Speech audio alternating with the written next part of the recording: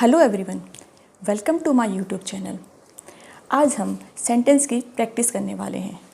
इससे पहले वाले सेशन में मैंने आपको टेंसेस पढ़ाए थे। आज हम देखेंगे कि हम उन कंसेप्ट को कैसे अप्लाई करते हैं। चलिए स्टार्ट करते हैं। हमारा फर्स्ट सेंटेंस हमें गिवन है, he has completed his book yesterday. आपको ध्यान होगा इससे पहले वाले सेशन में मैंने आपको पढ़ाया था कि अगर हमें सेंटेंस में past point of time given होता है तो हम वहाँ पे सिंपल पास्ट यूज़ करते हैं। अब देखिए यहाँ पर येस्टरडे गिवन है, that means past point of time given है, तो हम सिंपल पास्ट यूज़ करेंगे। सिंपल पास्ट में क्या करते हैं, हम वर्ब की सेकंड फॉर्म लगाते हैं। तो यहाँ से हैज़ हटा के हम लिखेंगे ही कंप्लीटेड हिज वर्क येस्टरडे। अब देखिए कंप्लीटेड क्या है, मेरी ऑलरेडी वर्ब की सेकंड फॉर्म है, तो ये मेरा सेंटेंस किस में हो गया, सिंपल पास्ट में हो गया है। नेक्स्ट देखते हैं, when Rahul reached home Tina had her lunch. मैंने आपको बताया था कि जो आपके इफ़ वाले क्लॉजेज होते हैं उसमें इफ़, नाउ, व्हेन, इस तरह के वर्ड्स यूज़ होते हैं। अब देखिए यहाँ पे हमारा व्हेन यूज़ हुआ है। अब इसमें अगर मैं देखूँ तो मेरा इफ़ क्लोज कौन सा हुआ, हमारा हुआ इफ़ राहुल रीच्ड होम। ये वाला क्लोज जो है ये वाला मेरा कंडीशनल क्लॉज है, और टीना हैड हर लंच ये मेरा इसका रिजल्ट है। तो देखिए कैसे करते हैं, मैंने बताया था अगर सेंटेंस में सिर्फ एक ही वर्ब यूज़ होती है तो वो क्या होती है, वो होती है आपकी मेन वर्ब। तो यहाँ पे हेड क्या है, मेन वर्ब है। ये आपका हैज़ है वाला हेड नहीं है, मतलब ये आपका परफेक्ट टेंस वाला हेड नहीं है। ये सिंपल क्या है, हैज़ की सेकंड फॉर्म है। बट मुझे करना क्या है, अब देखिए स्टार्ट कैसे करते हैं। हमने देखा व्हेन राहुल रीच्ड होम, ये सेंटेंस किस में गिवन है आपको, रीच्ड, सिर्फ एक वर्ब आई है, वो भी सेकंड फॉर्म में आई, दैट मीन्स इसमें है सिंपल पास्ट में है। अब ये सिंपल पास्ट में है, अगर मेरा कंडीशनल क्लोज जो होती है वो सिंपल पास्ट में होती है तो जो मेरा उसका रिजल्ट होता है वो किस में होना चाहिए, उसमें मैंने बताया था उसमें हम यूज़ करते हैं वुड प्लस वर्ब की फर्स्ट फॉर्म। दैट मीन्स जो मोडाल्स होते हैं उनकी सिंपल पास्ट फॉर्म यूज़ करते हैं। तो यहाँ पे क्या हो जाएगा, टीना वुड हैव हर लंच। ठीक है, चलिए नेक्स्ट देखते हैं। अब देखिए इसको ना आप दो तरीके से और कर सकते हो। एक तरीके से इसको ऐसे किया जा सकता है जैसे इसमें लिखा है व्हेन राहुल रीच्ड होम। इसको अगर मैं कंडीशनल वाले क्लोज से नहीं करती हूँ तो अगर आप इसे यहाँ पे सिंपल हेड तो है ही मेरा, वो मेन वर्ब तो दे ही रखा है, एक मैं हेल्पिंग वर्ब हेड और लगा देती हूँ। अब देखिए हेड क्यों लगाएंगे, हेड इसलिए लगाएंगे क्योंकि रीच्ड ये पास्ट में है। जब उसकी जो प्रिंसिपल क्लॉज होती है वो पास्ट में होती है तो जो सबऑर्डिनेट क्लॉज होती है वो भी आपकी पास्ट में ही होगी, तो इसलिए ये हेड आएगा, यहाँ पे हैज़ या हैव नहीं आएगा। तो सेंटेंस आपका ऐसे बन जाएगा, when Rahul reached home Tina had her lunch. अगर आप इस तरीके से बनाओगे तब भी सेंटेंस आपका करेक्ट ही होगा। नेक्स्ट हम देखते हैं नेक्स्ट सेंटेंस, इसमें है इफ़ आई ओनली न्यू हर। देखिए ये सेंटेंस आपको बोल क्या रहा है कि अगर मैं उसको जानता होता, दैट मीन्स वो पास्ट की बात को प्रेजेंट में रिवील कर रहा है। तो ऑलरेडी ये पास्ट में है, न्यू क्या है हमारी वर्ब की सेकंड फॉर्म है, ऑलरेडी पास्ट में है, तो हमारे सेंटेंस में कोई भी एरर नहीं है, ये आपका सेंटेंस सही है। नेक्स्ट देखते हैं, नेक्स्ट है when he arrived his wife wash her clothes. अब देखिए अगर हम इसकी हिंदी देखते हैं तो व्हेन ही अराइव्ड जब वो पहुंचा, हिज वाइफ वॉश हर क्लॉथ्स, उसकी वाइफ कपड़े धुल रही थी। अब देखिए कपड़े धुल रही थी, दैट मीन्स कौन सा टेंस आया, कॉन्टीन्यूअस। अब ये वाला पास्ट में गिवन है तो ये वाला भी तो पास्ट में होना चाहिए, तो पास्ट में कैसे बनाएंगे इसके, हिज वाइफ वॉज, और जो मेरा इसमें वर्ब यूज़ हुआ है वॉश, इसमें हम आईएनजी लगा देंगे तो क्या बन जाएगा, वॉशिंग। सेंटेंस हो जाएगा when he arrived his wife was washing her clothes. ठीक है, सबसे मेन बात ध्यान रखने की इसमें क्या होती है, जब हम सेंटेंस को स्टार्टिंग से देखते हैं, जैसे हमारे पास ये सेंटेंस आया तो मैंने ये देखा कि ये पास्ट में है तो नेक्स्ट वाला सेंटेंस भी पास्ट में होना चाहिए।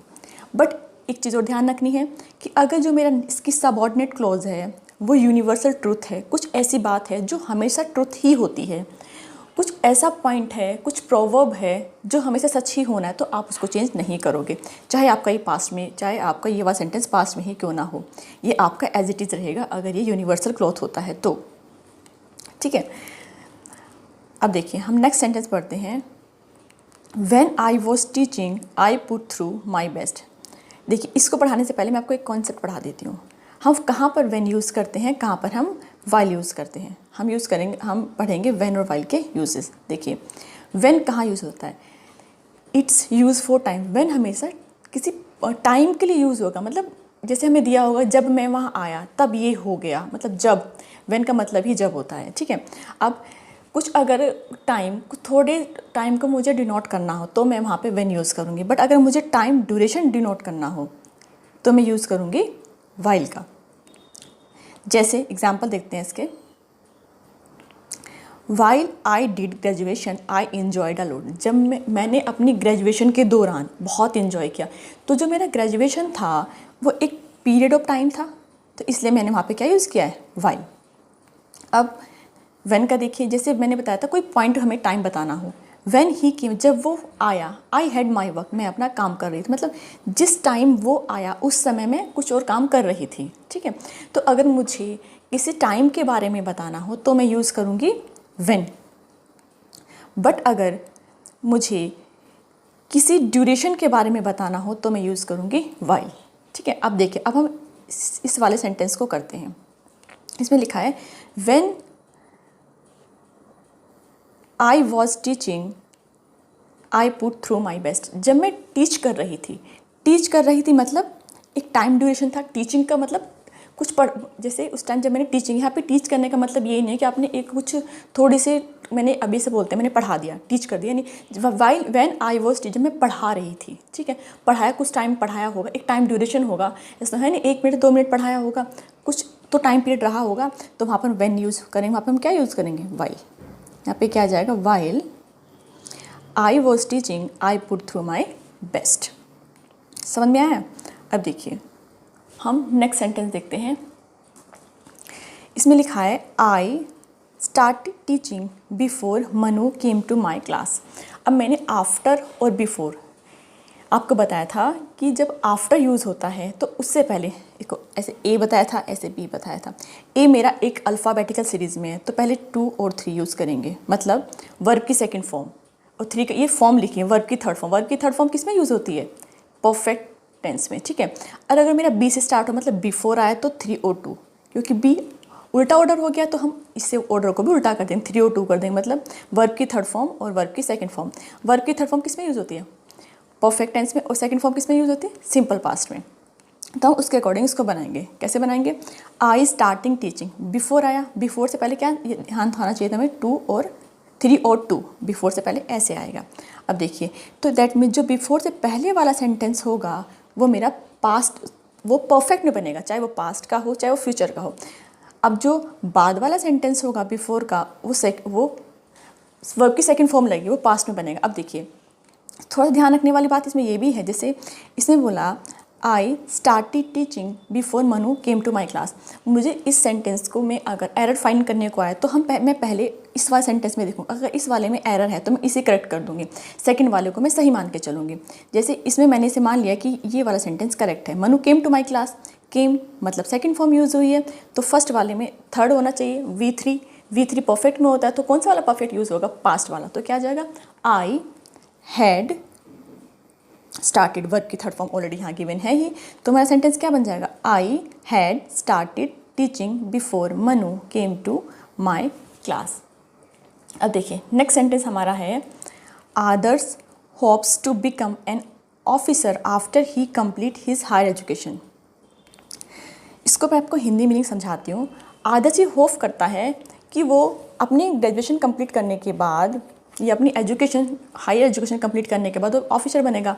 अब देखिए इसमें क्या आया, आफ्टर में मैंने आपको अभी बताया था 2 और 3, दैट मीन्स पहले वाले में वर्ब की सेकंड फॉर्म लगती है और थर्ड वाले में वर्ब की थर्ड फॉर्म का मतलब वो आपका परफेक्ट सेंटेंस बनेगा। तो आपका यहाँ पे सेंटेंस क्या, अब देखिए यहाँ पे हमें ये भी देखना है, इसमें तो दोनों देखो, Adarsh hope to become an officer after he के बाद क्या आएगा, हैड कंप्लीटेड, ही हैड, और ये वाले इसके वर्ब की थर्ड फॉर्म क्या हो जाएगी, completed, COMPLET, simple ED add हो जाएगा इसमें, after he had completed his higher education. ठीक है, आफ्टर और बिफोर में अब कन्फ्यूज़न नहीं होनी चाहिए।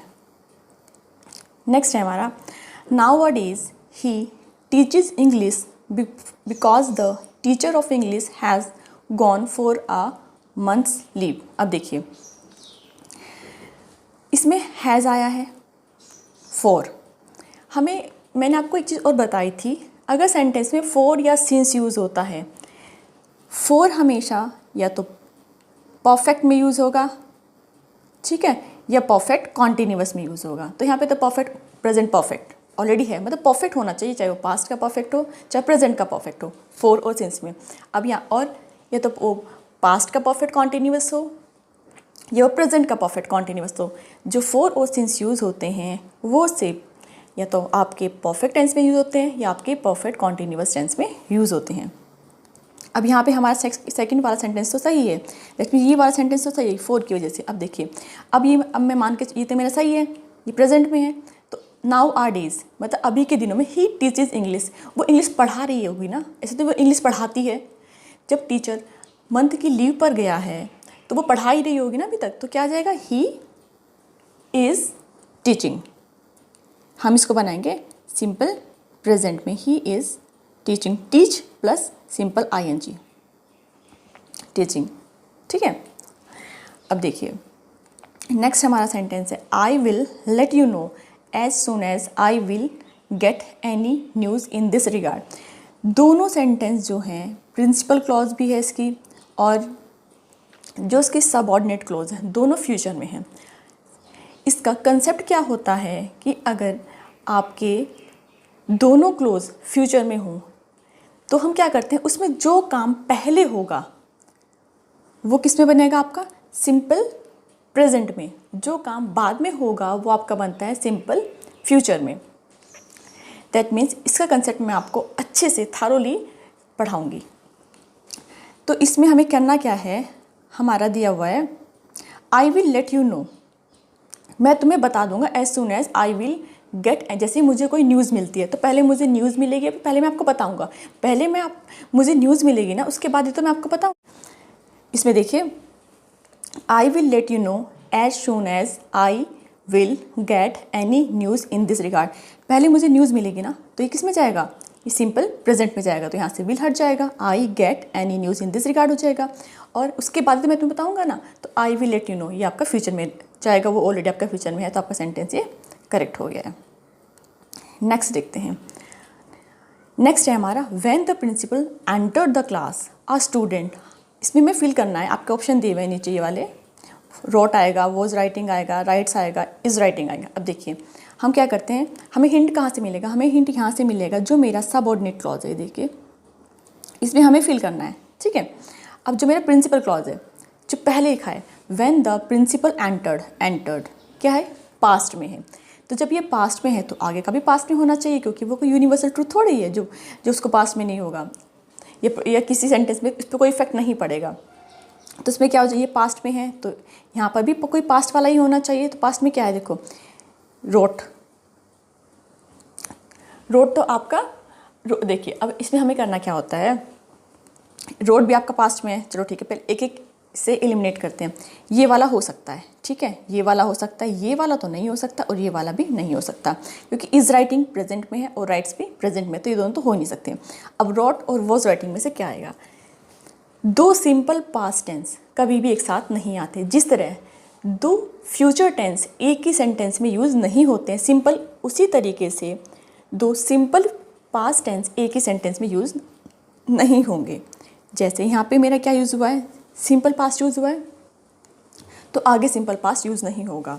हमने ये चीज़ आफ्टर और बिफोर में पढ़ी थी कि अगर दो सेंटेंस पास्ट में ही होते हैं तो उनमें से जो सेंटेंस पहले हो चुका होता है, जो काम पहले हो चुका होता है, वो आपका पास्ट परफेक्ट में जाता है, उसके बाद वाला काम आपका सिंपल पास्ट में जाता है। सेम उसी तरह से जैसे when the principal entered the class, जब प्रिंसिपल ने क्लास में एंटर किया a student on the blackboard, तो वॉज राइटिंग, एक बच्चा जो था ब्लैक बोर्ड पर लिख रहा था। अब हमारे पास दो ही ऑप्शन बचे थे, एक तो रोड बचा था, एक वॉज राइटिंग बचा था। अब रोड तो हो ही नहीं सकता क्योंकि दो सिंपल पास्ट टेंस एक ही सेंटेंस में यूज़ नहीं होते, तो ऑप्शन क्या हो जाएगा, वॉज राइटिंग। ठीक है, अब देखिए नेक्स्ट है had you work hard you would have past. अब देखिए हैड जो है ये आपका पास्ट में है, वुड है ये भी आपका पास्ट में है, मेरा प्रिंसिपल क्लॉज भी पास्ट में है और उसका सबऑर्डिनेट क्लॉज भी पास्ट में है। मैंने चेक किया कहीं सबऑर्डिनेट क्लॉज जो है वो कोई यूनिवर्सल ट्रूथ, कोई प्रॉवर्ब, कोई सच वाली बात तो नहीं है, ऐसा तो नहीं है। दैट मीन्स मेरा सेंटेंस करेक्ट है। ठीक है, इसमें कोई एरर नहीं है। नेक्स्ट देखते हैं। नेक्स्ट है हमारा the family are living in Gulmohar Park for the last 2 decades. अभी इससे 2-3 सेंटेंस पहले मैंने आपको बताया था कि फॉर और सिंस जहाँ यूज़ होते हैं वो सिर्फ 2 ही सेंटेंस होते हैं। एक तो आपका यूज़ होता है किसी भी टेंस का परफेक्ट टेंस और किसी भी टेंस का परफेक्ट कॉन्टिन्यूअस टेंस। तो देखिए अब मैंने यहाँ पे देखा the family are living in Gulmohar Park, are living है, प्रेजेंट का है, फोर भी आया तो क्यों ना मैं इसे प्रेजेंट परफेक्ट बना दूँ या प्रेजेंट परफेक्ट कॉन्टिन्यूअस बना दूँ। अब देखिए मैं इसको प्रेजेंट परफेक्ट तो बना नहीं सकती हूँ क्योंकि आर लिविंग वो रह थोड़े चुके हैं, वो अभी भी रह रहे हैं ना वहाँ पे। अब आप सेंटेंस पढ़िए, सेंटेंस का मीनिंग निकालिए। The families are living in Gulmohar Park for the last 2 decades. Family जो है लास्ट 2 डिकेड से गुलमोहर पार्क में रह रही है, रह थोड़े चुके हैं, अभी भी रह रही है ना वहाँ पे, प्रेजेंट में है ना वहाँ पे। तो इसलिए हम इसको काय में चेंज करेंगे, हम इसको चेंज करेंगे प्रेजेंट परफेक्ट कॉन्टिन्यूअस में। तो उसमें हम क्या लगाते हैं, हैज़ या हैव लगाते हैं प्लस बीन, और कॉन्टिन्यूअस है तो वर्ब की फर्स्ट फॉर्म में आईएनजी तो लगना ही लगना है। ठीक है, अब लिविंग वो तो हमें दिया हुआ है, वर्ब की फर्स्ट फॉर्म में आईएनजी तो हमें दिया हुआ है, हमें क्या लगानी है, सिंपल हेल्पिंग वर्ब। अब हैज़ या हैव में से क्या आएगा, यहाँ पे फैमिलीज है, प्लूरल है। ठीक है, अब देखिए the families are living in Gulmohar Park for last 2 decades. Last 2 decade से वो लोग वहाँ पे रह रहे हैं, तो मुझे किस में बनाना पड़ेगा, ये प्रेजेंट परफेक्ट कॉन्टिन्यूअस में बनाना रहेगा। अब देखिए प्रेजेंट परफेक्ट कॉन्टिन्यूअस में क्या होता है, हैज़ या हैव प्लस बीन तो लगता है प्लस, अब कॉन्टिन्यूअस है तो वर्ब की फर्स्ट फॉर्म में आपकी आईएनजी भी लगती है। देखिए तो वर्ब की फर्स्ट फॉर्म में आईएनजी मुझे यहाँ पे गिवन है, मुझे सिर्फ यहाँ पे हेल्पिंग वर्ब लगानी है। अब हेल्पिंग वर्ब हैज़ या हैव आएगी। अब यहाँ पे क्या दिया हुआ है, द फैमिलीज, फैमिलीज मतलब प्लूरल है तो हैज़ तो आएगा नहीं, आएगा हैव। अब कॉन्टिन्यूअस में मेरा बीन भी लगता है तो हैव बीन। तो सेंटेंस क्या बन जाएगा, the families have been living in Gulmohar Park for last 2 decades. तो आर यहाँ से हट जाएगा। ठीक है, नेक्स्ट सेंटेंस देखते हैं। 2 lakhs of people attended the meeting held in parade ground, मतलब 2 लाख लोगों ने परेड ग्राउंड में जो मीटिंग हुई थी उसको अटेंड किया था। ठीक है, अब देखिए 2 lakhs, जब कोई प्रॉपर यूनिट दी होती है तो उसका हम प्लूरल नहीं बनाते हैं, ये मैं आपको नंबर यूनिट नाउन में पढ़ाऊंगी। 2 दिया है, 2 लाख ऑफ पीपल। अब 2 लाख प्रॉपर दिया, मैं उसे लाखों क्यों बनाऊंगी, मैं उसमें एस क्यों लगाऊंगी जब मुझे प्रॉपर यूनिट दी हुई है। अगर ऐसे दिया होता लैक्स ऑफ पीपल मतलब लाखों लोग, तो लैक्स तो हम एस लगाएंगे यूनिट में। अगर मुझे दिया होगा हज़ारों लोग हो तो मैं थाउजेंड्स लगाऊंगी, बट अगर मुझे 2000 दिया होगा तो मैं क्या लिखूंगी, 2000। ठीक है, तो यहाँ पे सिर्फ इसमें से एस हट जाएगा, सेंटेंस बनेगा 2 lakh of people attended the meeting held in parade ground. ठीक है, नेक्स्ट देखते हैं हम। My uncle has left for Bombay last Saturday. मैंने देखा, इससे मुझे पता लगा कि ये तो past point of time given है। पास्ट पॉइंट ऑफ टाइम किसमें गिवन होता है, सिंपल पास्ट में, और सिंपल पास्ट में क्या यूज़ करते हैं, वर्ब की सेकंड फॉर्म। तो यहाँ से क्या हैज़ हट जाएगा, और लेफ्ट की तीनों फॉर्म लेफ्ट ही होती है। तो my uncle left for Bombay last night. अब सेंटेंस हमारा करेक्ट हो गया है। ठीक है, अब नेक्स्ट देखते हैं। नेक्स्ट है if the tourist would have come here I would certainly have taken them around. अब देखिए मैंने आपको जब ये क्लॉजेस पढ़ाई थी, कंडीशनल क्लॉजेस, कहीं उसमें मैंने ये तो नहीं, कहीं मैंने उसमें जो आपकी प्रिंसिपल क्लॉज थी उसमें कहीं मैंने वुड हैव लगाया था, नहीं लगाया था। उसके मैंने 3 कंसेप्ट बताए थे। फर्स्ट में अगर आपकी कंडीशनल क्लॉज सिंपल प्रेजेंट में होती है तो जो सबऑर्डिनेट क्लॉज है उसमें हम क्या लगाते हैं, विल शैल, मतलब मोडाल्स लगाते हैं, विल शैल मे कैन, आपके सारे मोडाल्स और प्लस वर्ब की फर्स्ट फॉर्म। ठीक है। रूल नंबर 2, अगर हमारी कंडीशनल क्लॉज ये पास्ट में है, सिंपल पास्ट में है, तो जो हमारी सबऑर्डिनेट क्लॉज या फिर उसका जो रिजल्ट होएगा वो किस में होएगा, वो आपका आएगा मोडाल्स की पास्ट फॉर्म प्लस वर्ब की फर्स्ट फॉर्म। मोडाल्स मतलब विल शैल मे, आपका ऑट टू हो जाता है, आपका कैन होता है, इन सब की पास्ट फॉर्म मतलब वुड शुड माइट कुड और प्लस वर्ब की फर्स्ट फॉर्म।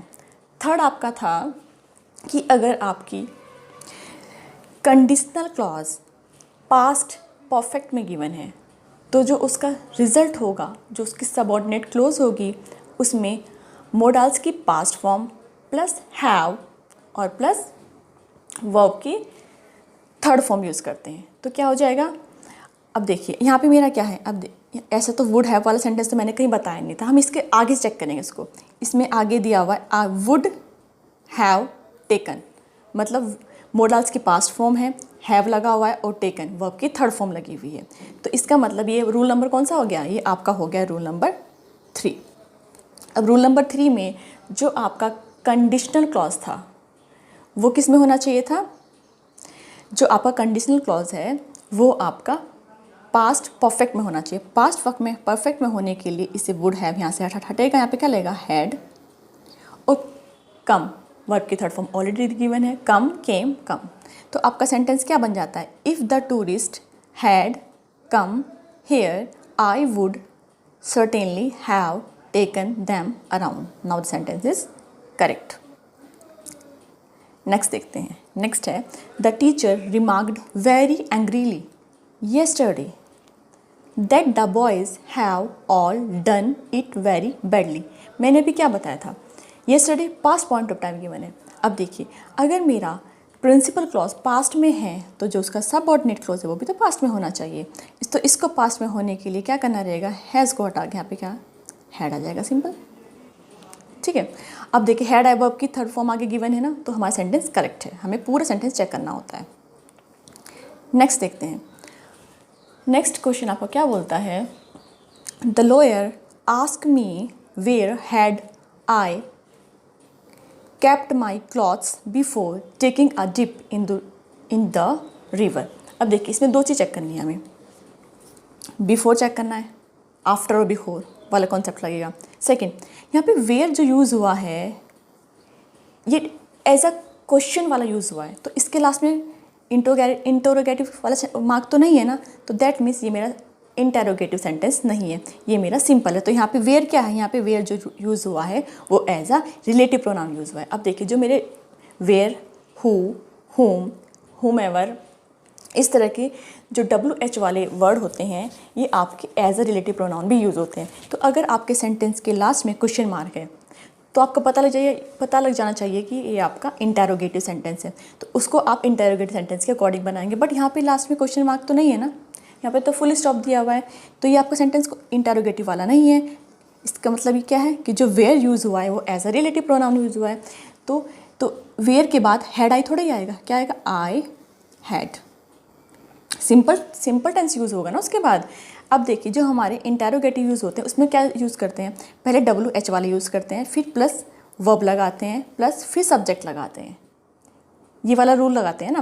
बट इसमें ये वाला रूल अप्लाई थोड़ा ही होगा, ये वाला, क्योंकि ये इंटेरोगेटिव सेंटेंस है नहीं, ये रिलेटिव प्रोनाउन है। तो हम WH यानी वेयर को as a relative pronoun use करके आगे का सेंटेंस सिंपल बना देंगे। ठीक है, ये सेंटेंस हमारा हो गया करेक्ट। ये कैसे बनेगा, the lawyer asked me where I